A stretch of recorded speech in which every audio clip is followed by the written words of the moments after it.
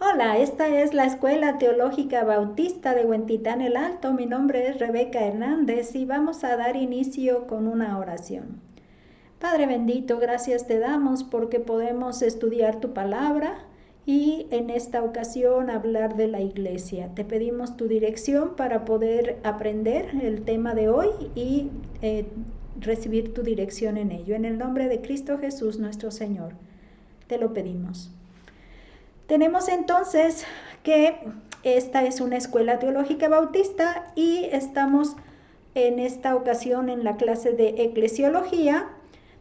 Tenemos nuestro libro de texto que es el manual de eclesiología de Harvey Eugene Dana.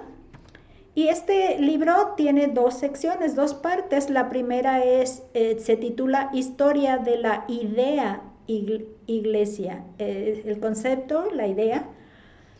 Y estamos avanzando al capítulo 5, que se titula La Iglesia en la historia cristiana primitiva.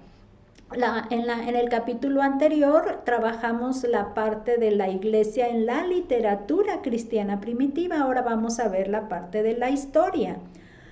Y en la introducción nos dice que el progreso de la organización eclesiástica en la historia cristiana primitiva tiene íntima relación con el desarrollo de la iglesia, de la idea de iglesia en la temprana literatura cristiana. Entonces entendemos que están íntimamente relacionadas tanto la literatura como la historia en sí. Una cosa van a ser los escritos y otra el ejercicio que fue en proceso, en progreso. Tenemos entonces que al ser la misma tendencia general, tanto en la historia como en la literatura, la que caracteriza a ambas fases de desarrollo, viene la pregunta de qué la causó o qué lo causó ese hecho de que fueran una tendencia semejante y qué resultado dio. Dice si fue la teoría de la política de la iglesia, luego que se escribió en la literatura primitiva, o fue la organización ya existente la que dictó su establecimiento. Entonces, ¿quién hubiera sido la que influyera en la otra, no? Como por decir el dicho, ¿quién fue primero, el huevo o la gallina? En este caso, ¿quién fue primero? ¿La literatura, la que hizo que esto se ejerciera? ¿O lo que ya estaba ejerciéndose dio entonces que quedara ya escrito como literatura? Tenemos entonces que no hay duda de que tanto la literatura como la historia fueron interdependientes, reaccionando cada una sobre la otra. El factor más poderoso probablemente fue el desarrollo histórico, ya que los más influyentes en los asuntos de la Iglesia no contaban con amplios estudios literarios. ¿Quién podría haber tenido la preeminencia o más poder?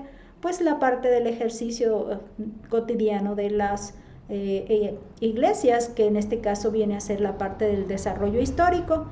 En este caso, ellos como líderes de la iglesia no tenían tantos estudios que pudieran entonces haber sido los que influyeran, no tenían estudios literarios.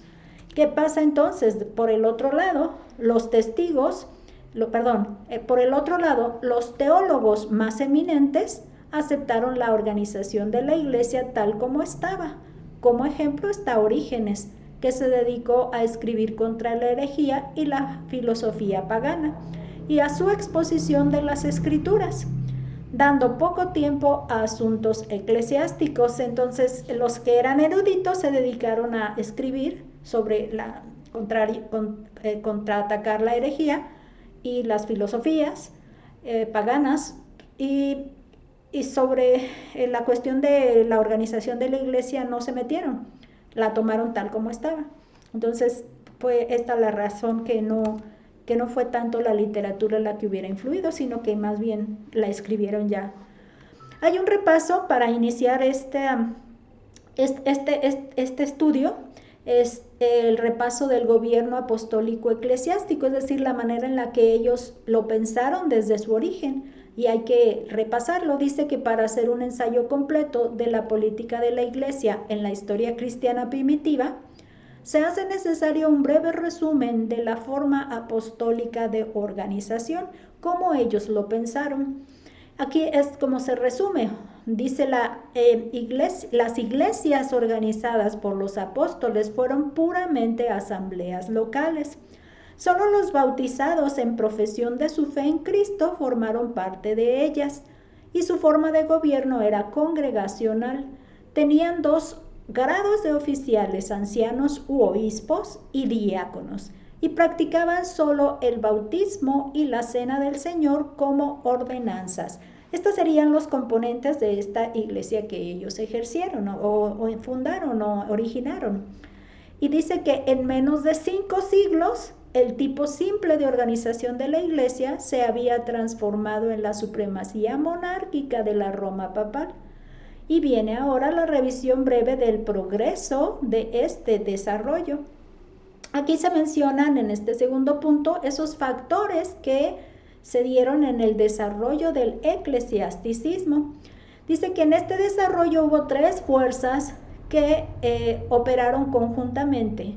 Primero, el deseo de preservar y promulgar una fe común. Y segundo, el esfuerzo de encontrar expresión organizada para la creciente conciencia católica. Y el tercero, la disposición de establecer un centro de dominio. Es decir, esto era como el agua hirviente en donde lo demás fue colocándose para que pudiera suscitarse. El que se pudiera mantener la unidad de la fe, una fe común, el hecho de que una fe común en todo el mundo, es lo que ellos en ese pensamiento se estaba ejerciendo todo esto. El hecho de encontrar una manera organizada de esa, si somos una iglesia, todos cómo la organizamos para que se mantenga ejerciendo así en ese ámbito universal, por eso le llaman conciencia católica. Y es una iglesia pero extendida nada más, y con el dominio de alguien, de una cúspide allí. Y la tercera es que debiera, dentro de toda esta extensión, estamos todos esparcidos, no hay un punto de centro de dominio que la coordine. Dice que estas 3 fuerzas fueron las que cooperaron e interactuaron en sus efectos sobre el pensamiento y la actividad cristianos, pero no tuvieron el mismo grado de preeminencia. Estas fuerzas que se estaban generando no se dieron igual a la par. Una fue la que por ahí se daba más que otras.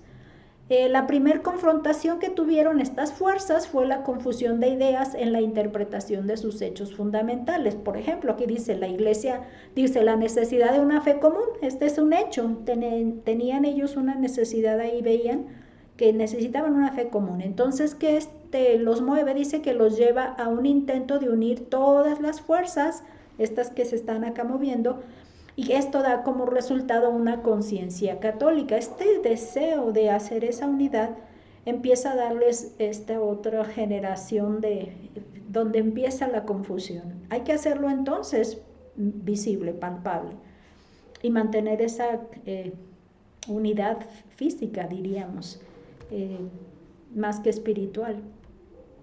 Dice que cuando los cristianos primitivos se alejaron más y más de apreciar los valores espirituales en una expresión más tangible, incrementaron lo visible en la religión y giran hacia un centro de dominio terrenal en su búsqueda de unidad, dejando los conceptos y valores que se mantuvieran espirituales se transformaron en cosas palpables, y ahí es donde se dieron las necesidades subsecuentes. Dice que en la interacción de estas fuerzas aparecen 3 etapas en el desarrollo del eclesiasticismo. Estas entonces hicieron que se dieran 3 etapas de desarrollo. Entonces, el primero que se puede enlistar es el episcopado monárquico, y surge como necesidad de una voz autoritativa en la demanda de una fe común. En el segundo es el dominio ecuménico, como una expresión organizada de la conciencia católica. Y el tercero, la supremacía romana, como tendencia a establecer un centro de dominio. Estos van a ser los factores que vamos a ir observando ya uno por uno.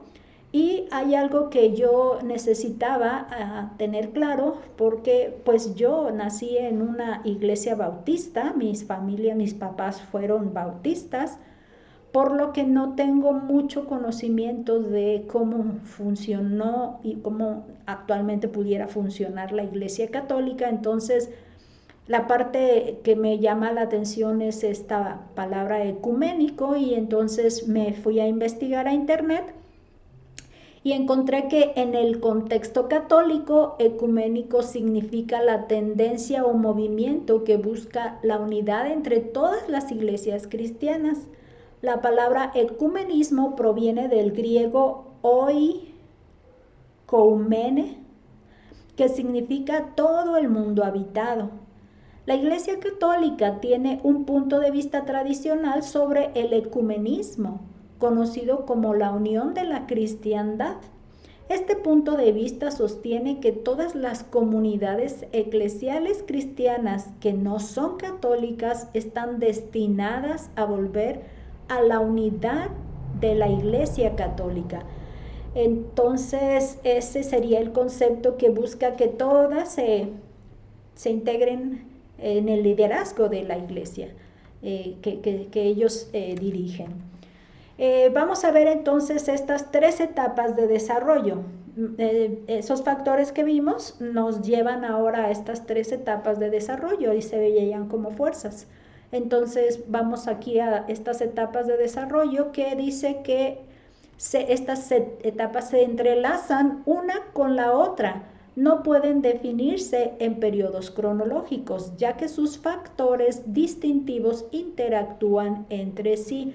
Aunque son etapas que de alguna manera se pueden visualizar por este es un bloque y luego sigue este y luego este, no puede suceder porque los factores distintivos de ellas están desde antes ejerciéndose. Entonces hay que estar constantemente yendo atrás para reconocer desde dónde ese pensamiento, esas características están funcionando.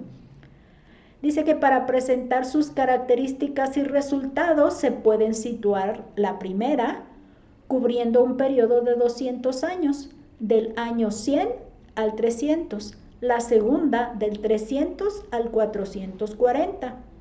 Y la tercera alcanza su realización cerca del 440 y se desarrolla más desde allí en adelante. Esta sería más o menos la manera que van a ir progresando. La primera etapa es esta, el episcopado monárquico, es decir, el obispo como un monarca. En este periodo, el obispo llegó a ser el punto directriz en la organización de la iglesia, es decir, cómo funciona dentro de la iglesia. Surge como respuesta lógica a la demanda de una voz autorizada en cuestiones de doctrina y práctica. ¿Se acuerdan que si había una distorsión de doctrina, él era el que podía descifrar ahí las discusiones, determinar el gane? En los escritos de Ignacio ya aparecen 3 grados de oficiales: obispos, ancianos y diáconos. El obispo presidía el presbiterio compuesto por los ancianos, que también se les denomina presbíteros, que tenía el dominio de los asuntos en cada iglesia. Entonces el obispo está como el dominante y presidía ese presbiterio donde todos los ancianos, porque existían varios que presidían allí. Entonces eran obispos o eran ancianos igual, pero eran varios. Entonces en una iglesia donde había en este caso varios, a uno se le estaba indicando eres tú el obispo, y entonces los otros se quedan como ancianos o presbíteros, y él era el que lo presidía. Entonces al presidirlo, él era el dominante. Aquí encontré de la clase pasada el escrito de Ignacio de Antioquía cuando escribe a los esmirnianos en el punto 8.2. Allí donde aparece el obispo, allí debe estar el pueblo, tal como allí donde está Jesús, allí está la iglesia universal. Desde allí empieza el concepto de universal y la preeminencia del obispo. Con esa organización o con ese grado superior como oficial. Se sabe entonces que cada iglesia elegía a sus miembros, pero todavía, o sea, no había una designación externa. Y como iglesia local permanecía independiente cada iglesia. En caso de una ciudad grande, es probable que se dividiera en congregaciones reunidas en lugares convenientes y fuera presidida por uno de los ancianos. En la parte de extensión territorial no permitía decir la congregación completa, entonces empezaban a esparcirse, y si era la misma congregación pero esparcida, entonces un anciano que se le consideraba el rango menos siguiente era el que lo estaría presidiendo, pero se mantendría un obispo ejerciendo la que se quedaría como iglesia madre, en este caso, iglesia inicial de origen. O vamos a entender que no se han dividido, simplemente se separan para tener espacio adecuado. Dice que en poco tiempo se vio al obispo ejerciendo autoridad superior sobre estas congregaciones. Ahí es donde se esparcen así, pero se mantiene todavía siendo él la autoridad oficial. Dice que incluso sobre los distritos cercanos a la ciudad, como era una ciudad grande y vamos a ver que se convertirían en zona metropolitana, estamos entendiendo entonces cómo es que se extendió hacia allá su autoridad. Menciona que cada congregación ejercía su voz en la administración general a través de sus ancianos o en el presbiterio, pero el obispo llegó a ser más y más la figura dominante. Vamos a pensar que nos tocó estar en una de esas congregaciones acá en Huentitán y no en el centro de la ciudad. Entonces el anciano, el presbítero, llegaba a esas reuniones de presbíteros y ahí es donde decía lo que era nuestra voz como congregación, él lo ejercía. Pero el que se había quedado allá en el centro, como el principal, el obispo, era el que llegó a tener esa mayor autoridad. La costumbre de tener un solo obispo en cada iglesia surge probablemente por dos razones. Dice por ejemplo, en un grupo de directores, la primera razón, en un grupo de directores inevitablemente uno ejercía más fuerza personal y mayor influencia que los otros. Esta iglesia grande hubiera tenido ancianos del mismo nivel de jerárquico y autoridad, esparcidos por todas partes. Entonces hay un grupo de directores ahí. Inevitablemente, bueno, había una personalidad más fuerte y una mayor influencia que los otros.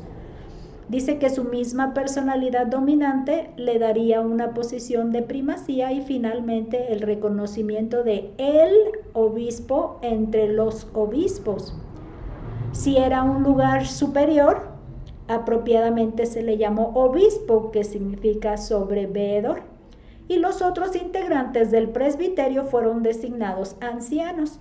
Entonces característica pues dominante pudo darles esa exigencia de diferencia, que entonces hace a todos ancianos y a él se le hace el obispo, ya para darle identidad de preeminencia. Este segundo nos dice que al ver un número como las razones, ¿no?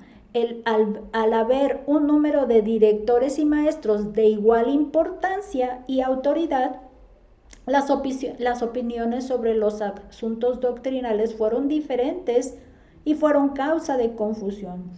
Hay un dicho que dice que bueno, más bien no se relaciona, perdón, pero sí se entiende que mientras más personas estén dando opiniones autorizadas, es decir, con esa autoridad de ser el que dirige ese pequeño grupo congregación, entonces hay muchas opiniones allí, diferentes opiniones, si pudieran dar una tendencia diferente hacia un lado y otro, dentro del mismo iglesia esparcida, distribuida. Por ejemplo, aquí dice: la búsqueda constante del obispo para dar el veredicto final en las controversias lo llevó a ser considerado como el custodio de la fe, al ser esta la función distintiva de los apóstoles de Cristo.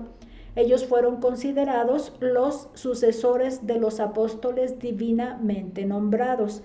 Si se daban confusiones acá, entonces iban hacia el obispo, y este hecho de hacerle semejante a los custodios de la fe, de la doctrina, entonces ellos se hicieron como semejantes, sucesores de ellos, y como si divinamente se hubieran nombrado custodios de la fe. Inicialmente, cada iglesia tenía su obispo, que era supremo en la dirección religiosa. Luego, los caudillos más poderosos en las grandes ciudades fueron ganando preeminencia e influencia y prestigio.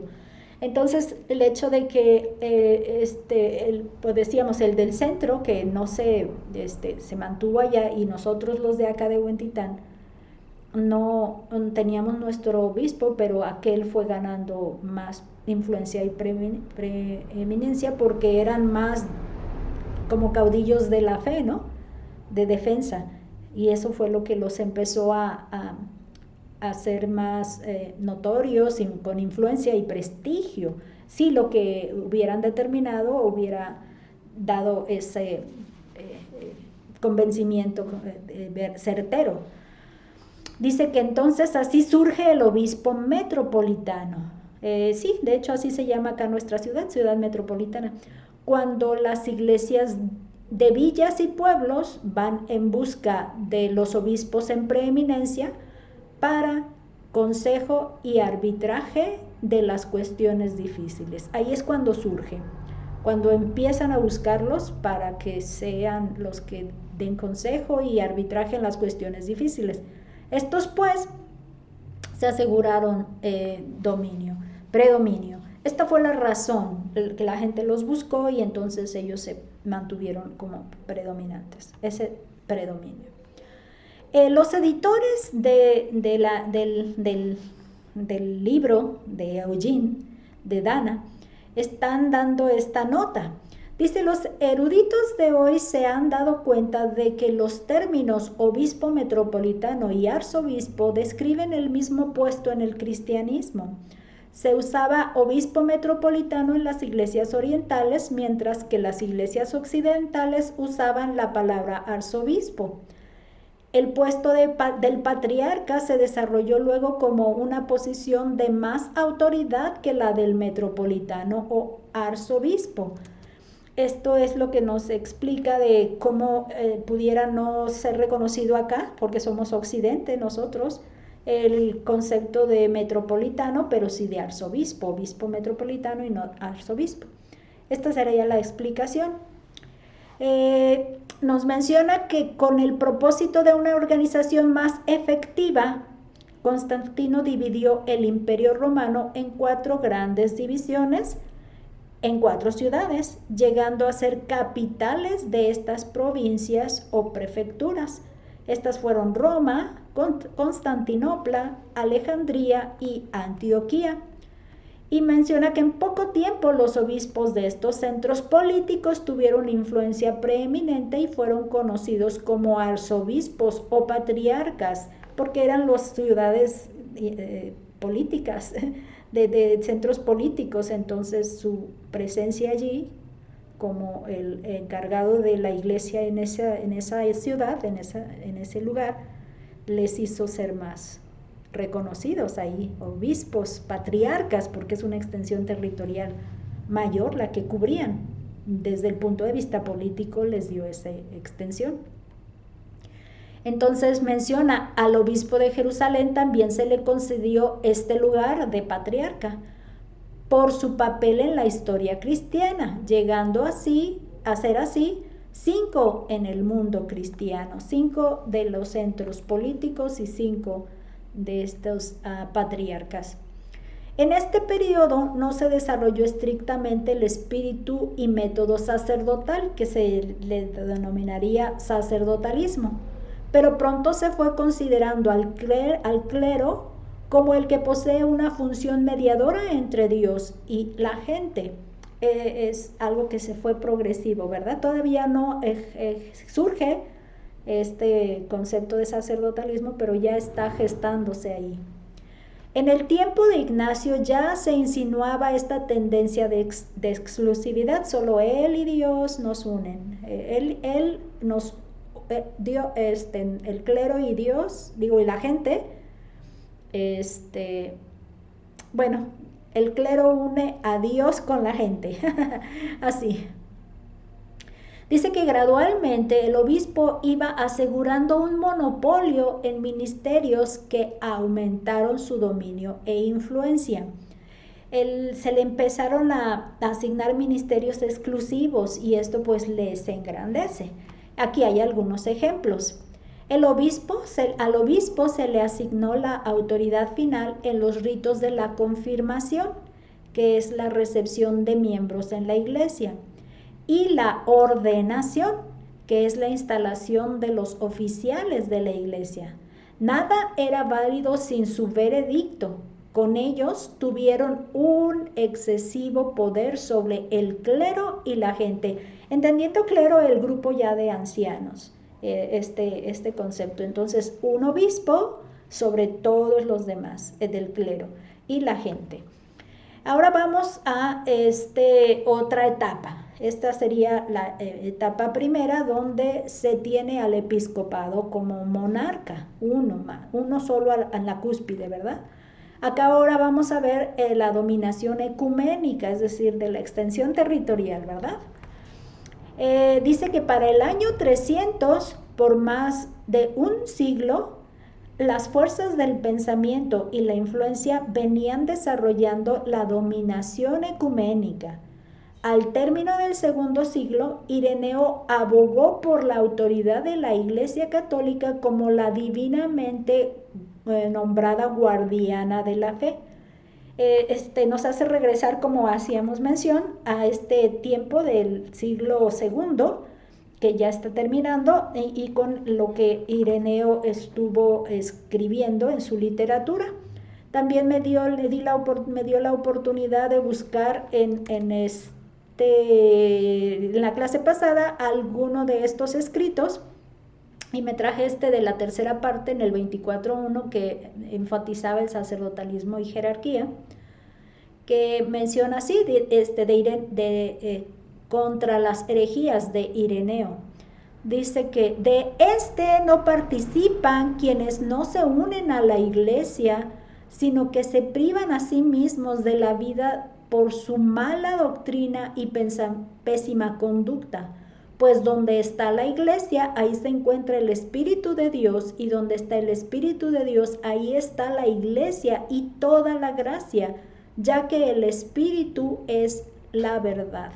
Entonces se entiende que ese hecho de estar dentro de esa iglesia, ¿no? Participando dentro de la iglesia. Para trazar esta fase del desarrollo hay que volver al año 200 después de Jesucristo, pero está definido que los tres factores considerados estaban activos a través de la historia cristiana y no pueden situarse en divisiones cronológicas, o sea que no nos podemos ir de lleno hacia atrás, sino que podríamos, como dice aquí, hay pues razones suficientes para situarnos en el siglo IV, es decir, no quedarnos allá para regresar a ver esta etapa, sino que podemos quedarnos en el siglo IV para tratar en especial esta fase. Menciona que los cambios ocurridos aquí produjeron la oportunidad de organizar en el cristianismo la conciencia católica. También hablaba de articular, esa era la palabra que había mencionado, pero me pareció también entendible organización, es decir, la parte práctica de cómo se van a mover las cosas, cómo se van a ejercer prácticamente las cosas y cómo se van a organizar, ¿no? lugar cada quien va a ejercer allí. Esta sería la organización de esta conciencia cristiana. Si estamos hablando de que es una iglesia solamente extendida, ¿cómo vamos a hacer para que se mueva, se articulen, se muevan, se organicen? Entonces aquí viene el cómo. Con la conversión de Constantino, la posición del cristianismo revolucionó, dejó de ser despreciado y combatido por el mundo a su alrededor. Siendo la religión favorita del emperador, recibió protección del Estado y hasta cierto punto fue mantenido con fondos públicos. Dejaron de ser el patito feo, ¿no? En este caso el cristianismo. Y Constantino quería la unificación del imperio. Al favorecer un plan de organización para el establecimiento de una iglesia universal, buscaba hacerla una fuerza adicional. Su interés era unificar su imperio porque era extenso, entonces él dijo, vamos a usar esta organización de una iglesia universal y es una fuerza más para mantener la unidad. Él proveyó ese plan de organización. Dice que en la práctica, bueno, la iglesia ya estaba en el control de los obispos en los grandes centros, las grandes ciudades. La conciencia estaba preparada para el desarrollo de esta fase. Durante un siglo, el obispo metropolitano había convocado a los otros obispos a reunirse en un sínodo que él presidía.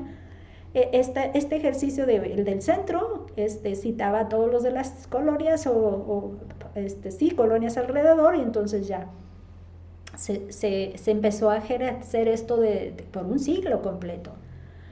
Dice que el paso que faltaba era que los grandes obispos del mundo encontraran la manera de combinar la voz de su autoridad eclesiástica. Esto se logró en la forma de los grandes concilios ecuménicos. El primer concilio fue convocado por el emperador en el año 325 en la ciudad de Nicea. Solo los obispos tenían voz en las deliberaciones. Los veredictos doctrinales que el concilio emitió se convirtieron en la ortodoxia de la iglesia, y sus planes de organización fueron la política de la iglesia. Entonces aquí el emperador fue el que tomó la iniciativa para unirlos a todos, pero recordamos que su intención era unificar el imperio y estaba él proveyendo también, organicemos también la política de la iglesia, cómo va a funcionar. Esto fue así. Dice que el desarrollo de la Iglesia Católica se convirtió en una realidad madura en los concilios ecuménicos. Los obispos, en los concilios, más bien una realidad madura. Y de ahí el pensamiento que sigue dice que en los concilios ecuménicos los obispos unieron sus privilegios en una voz final de autoridad, y quien se atreviera a disentir era acusado de hereje. La fe de la iglesia tuvo dominio absoluto e irresistible sobre la conciencia del individuo cristiano. Aquí fue donde se cerró con candado, que lo que allí se determinara era ya lo que se tenía que dar como voz final, autoridad final. Entonces esa fue la fe de la iglesia, todo lo que allí se determinó, y los demás ya nada más habría que recibirlo y no resistirse, aceptarlo ya. Como alguien que es profesante, bueno, en conciencia individual mía ya se somete a lo que allá se haya determinado. Con esta etapa del desarrollo se avanzó en dirección del sacerdotalismo. Las diferencias en el clero no solo eran más profundas, también fue visto como el que tiene una más íntima relación con Dios que el pueblo secular. Esta parte fue la que le dijo, entonces ellos están más consagrados, más cerca de Dios, por lo tanto dejemos que ellos tomen las decisiones, no sé. Dice, la forma final de la idea de la función mediadora de la iglesia ejercida por el clero fue asumida hacia fines del periodo, necesitando solo la cabeza papal para completarla. Ya se había entonces establecido esa jerarquía que tienen, y que solo ellos podrían mediar entre Dios y el hombre, Entonces ya nada más faltaba la última etapa, ¿no? Se nos menciona que los sacramentos eran los medios con que el clero dispensaba los beneficios de la gracia divina. Se incluían la confirmación, el bautismo y la Eucaristía, que es la cena del Señor. En el repaso que vimos de cómo se organizó inicialmente la iglesia o el origen de la iglesia, daba nada más dos ordenanzas, que aquí las llama sacramentos, el bautismo y la cena. Pero aquí se está incluyendo la confirmación, que decíamos que era la recepción de miembros en la iglesia. Ahora es un sacramento en este concepto. La última etapa, llamada supremacía de Roma, o sea, la cabeza que va a dirigir a toda esta extensión y agrupación que ya se está manteniendo. Menciona que hay cuatro influencias se movían para obtener este resultado, o sea, se venían moviendo. Eso es lo que nos está insistiendo, ya se vienen moviendo. Entonces, ¿cuáles serían? La primera dice la concepción de una iglesia universal. Ignacio la expresa e Ireneo la defiende, pero Cipriano mueve la marea más fuerte hacia la organización papal a mediados del siglo III. Cada uno fue contribuyendo en este caso. Y 150 años después, Agustín completa el trabajo de preparación. La teoría que ellos sustentaron de la ilimitada autoridad de la Iglesia Católica en todas las cuestiones de doctrina y conducta sentó la base para el papado. Otra de las cosas que se fueron moviendo era el prestigio de Roma. Desde los días apostólicos, esta ciudad fue un lugar de preeminencia en la cristiandad por su significado político como la capital del imperio romano en el pueblo judío, y su firme defensa de la ortodoxia. Desde allá se empezaba a generar. Entonces, en los primeros siglos cristianos fue el principal árbitro de todas las disputas. Otra ventaja la obtuvo cuando Constantino establece al cristianismo como la religión de la corte imperial. Este sería el hecho de por qué Roma, ¿no? Todo esto se fue gestando así. Otra de las cosas que se movía es que la capital del imperio se trasladó a Constantinopla, de estar en Roma, dejando al obispo de la Iglesia romana como figura principal en la ciudad eterna. Roma queda siempre como lugar de veneración en la conciencia del mundo cristiano. Le dejó de hacer sombra, más bien sí, le dejó de hacer de ser sombra aquí, entonces lo deja ahora sí descubierto como la principal figura. Y esta cuarta cosa que se iba moviendo es la tradición de que Pedro fue el fundador de la Iglesia romana. Los obispos romanos afirmaron que al hacerlo Cristo la cabeza de la Iglesia, ellos debían ejercer el mismo privilegio al ser los sucesores en la silla romana. Entonces ellos venían a hacer la sucesión. De este desenvolvimiento alcanzó su madurez en el 440, por eso hacía mención que este último está ejerciendo su madurez allí y empieza a desarrollarse más. Entonces aquí nos menciona que cuando logra hacer esto de alcanzar su madurez en este año 440, fue cuando León el Grande asumió y procedió a ejercer los privilegios de un papa casi sin oposición. Entonces el sueño de muchos predecesores se vio realizado. El papa era un hecho establecido. Cabe argumentar, esto también lo hace el autor, que hay una comparación que puede hacerse con Rainey, The Ancient Catholic Church. Dice que, sin embargo, debe decirse con honradez que los historiadores eclesiásticos no están de acuerdo en la conclusión de que León I puede ser considerado como el primer papa. Algunos historiadores están convencidos de que el primer papa fue Gregorio el Grande, quien tomó el puesto de obispo de Roma en el siglo VI. Entonces, para estos historiadores no fue en el siglo V, sino fue hasta el siglo VI. Pero igual faltaban 60 añitos, ¿verdad? Para llegar a esta otra sección. Aquí esta fuente es Robert Rainey, The Ancient Catholic Church, que sería la Iglesia Católica Antigua. Dice, es una historia enorme desde la fundación de la Iglesia hasta el año 451 después de Cristo. Encontré esta portada. Lo que entonces nos dice que ya está esto establecido de esa manera, al quedarse ya el obispo de Roma como la principal autoridad ahí en la Roma y todos los antecedentes. Bueno, ahí se quedó ya esa ubicación específica de centro de comando ahí. Y vimos cuáles eran las consecuencias. Ya vimos cómo se formaron estas situación, y ahora las consecuencias. ¿Qué vino como consecuencia?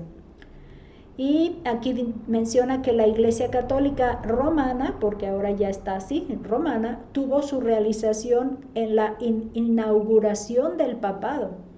Dos ideas básicas tuvieron su financiamiento, o sea, ya como una institución organizada se dedicó a dos cosas y en eso usó sus fondos, sus finanzas. Primero, la unidad y la salvación de la cristiandad dependen de su fidelidad a Roma, mantener la unidad del centro allá, el centro que era Roma. Y segundo, la salvación solo puede asegurarse por medio de la Iglesia. Y la otra es, quédate dentro de la Iglesia, porque ahí es donde la salvación se va a ejercer. Dice, la primera fue el baluarte de la jerarquía, allá está la jerarquía. La segunda fue la función del sacerdocio, solo acá hay mediación entre Dios y el hombre. Estos productos dieron a la Iglesia Católica Romana una tiranía sin escrúpulos, que bautizó a la Edad Media con la sangre de mártires indefensos y manchó las páginas de la historia con el imborrable crimen de la Inquisición. Es entonces que vimos cómo se logró darle fuerza a este acto de la Inquisición y este dominio que llamaron oscurantismo, porque era solo lo que como mencionaba, tiranía sin escrúpulos en este periodo de la Edad Media, el oscurantismo se llamó. Dice que la historia cristiana vio en la formación de una gran iglesia universal el día más triste. Fue el día que se alejó más del origen, o sea, el día más triste. La única unidad segura para el cristianismo en armonía con el Nuevo Testamento es la unidad de una experiencia común en Cristo, el lazo de una hermandad espiritual. O sea que si se hubiera querido buscar esta fe común, estaría sin problemas observándose dentro de la experiencia que existe en una vida transformada. Esa vida transformada ejerce por sí mismo ya una evidencia de fe común, y esa es la unidad que nos mantiene a todos como hermandad. De hecho, para mí fue algo muy emocionante ahora que estuve allá en La Habana, que me sentía yo como en casa cuando no conocía a los hermanos. Nunca los conocí antes, porque quienes había yo conocido no los fui encontrando mucho después. Pero me sentía yo como en casa, hermanada, porque recibía yo una aceptación por nuestra fe que nos une. Y aunque me daban argumentos el médico de que el hecho de estar en un lugar fuera de mi ciudad, de mi familia, me pudiera estar acelerando o influyendo en ese estrés que se me dio, yo en realidad estaba feliz en la convivencia y nunca sentía que me hiciera falta mi familia. Lamentablemente era cierto, ¿no? Y honestamente lo confieso, me sentía en familia siempre. Esta pues fue mi historia. Dice, quienes defienden una organización eclesial, espérenme, me falta un pedacito más. El lazo de una hermandad espiritual, dice, una única unidad esencial que ha sido vital para el progreso del reino de Cristo. En realidad el reino de Cristo tiene que ver precisamente con ese pensamiento, que Dios reine en la vida de una persona. Y cuando Dios reina en la vida de esa persona, la comunidad se logra mantener como el cuerpo de Cristo. La comunidad se vuelve como una congregación, esa comunidad. Pero es individual la extensión del reino. No es en extensión grupal, sino por persona convertida el reino se extiende. Eso es importante, que ahí se mantiene una unidad única. Y menciona que quienes defienden una organización eclesiástica más elaborada afirman que el curso de los eventos y el desarrollo de nuevas condiciones y situaciones exigían alejarse del modelo original apostólico. Es lo que se justifica de haberse suscitado de esta manera una organización de este tipo, que fue más organizada así, más elaborada. Las condiciones lo demandaban, había que cambiar eso, ajustarse, adaptarse a ese cambio, modificando ese origen. Se argumenta que el avance del cristianismo en la conquista del mundo, las complicaciones de la civilización en la que creció, requerían una maquinaria eclesiástica más elaborada. Este hecho de extendernos más y cómo se complicaba la civilización, esa civilización, complicaciones en la civilización en la que creció este pensamiento de... Se necesita una maquinaria más elaborada, esa fue la parte. Y bueno, aquí viene el argumento, ya como conclusión, dice, en toda la historia de la civilización, nunca hubo una época más compleja en el mundo que la que existe hoy. Si se argumenta es que en aquella época existía una cosa compleja, civilización compleja. Aquí el argumento es, hoy en día se considera, comparado con aquella, que estamos en una época más compleja hoy en día. Sin embargo, o sea, a pesar de que hubiera esta complicación, no hubo una tendencia idéntica. Dice, sin embargo, la inmensidad y la eficiencia de la actual denominación bautista, eficiencia, están demostrando en una escala gigantesca la adaptabilidad de las normas apostólicas a las condiciones del siglo XX y ahora nosotros diríamos, y del siglo XXI. Aunque estamos viendo la escasez en este siglo XXI, esta es precisamente la motivación que tuve para poder estar volviendo a estos conceptos y a estas enseñanzas que recibí hace, pues sí, en el siglo pasado, en el siglo XX. Estoy hablando del 94 al 98, entonces estoy por eso motivada a retomar estas instrucciones que nos van a ayudar a no perder este origen del que ahora estamos escaseando bastante en las congregaciones hoy en este siglo XXI. Entonces, bueno, dice, el mundo no necesita una gran iglesia, necesita multitud de iglesias independientes que honren a Dios y amen a Cristo, edificadas sobre los principios sencillos del Nuevo Testamento y dedicadas en cooperación amistosa a todo el programa de Jesús, sus enseñanzas y su proyecto de iglesia, que podamos hacerlo en cooperación amistosa, pero no de influencias. Y luego hace un llamado, dice, la cruz sangrienta de Cristo proclama un llamado a las huestes bautistas del mundo a consagrarse con glorioso abandono y sacrificio a la empresa de hacer por completo realidad este ideal de la enseñanza del Nuevo Testamento. Iglesias independientes locales que ejerzan el reino, que como dicen, prosperen, hagan crecer, propaguen el reino, como las agencias, como decía, agencias activas del reino.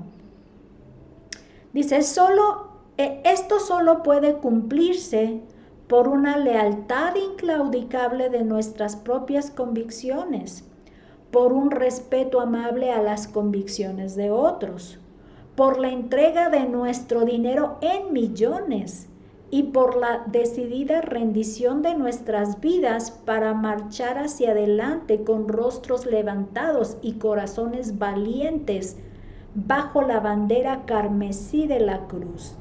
Algo que sí me queda claro es el hecho de el evangelismo que hoy en día se extiende y el ir a las naciones que hoy en día se ejerce, jala mucho dinero y de alguna manera empieza a haber una confusión de en realidad qué persigue este hecho de llamar a ofrendar.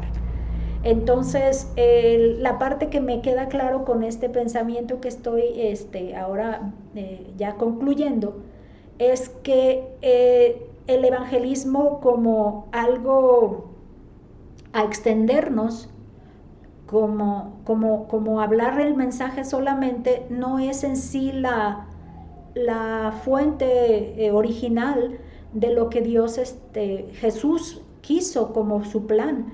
Él habló de congregaciones, de iglesias, y en este caso estamos hablando de la formación de iglesias donde hay, como establece, bautizarlos y enseñarles que sean discípulos, enseñándoles todas las cosas que Jesús enseñó, y entonces es que formaban esas eclesias, ¿no? Esas iglesias locales, no una extensión espiritual en ese concepto, sino hagamos iglesias en cada lugar.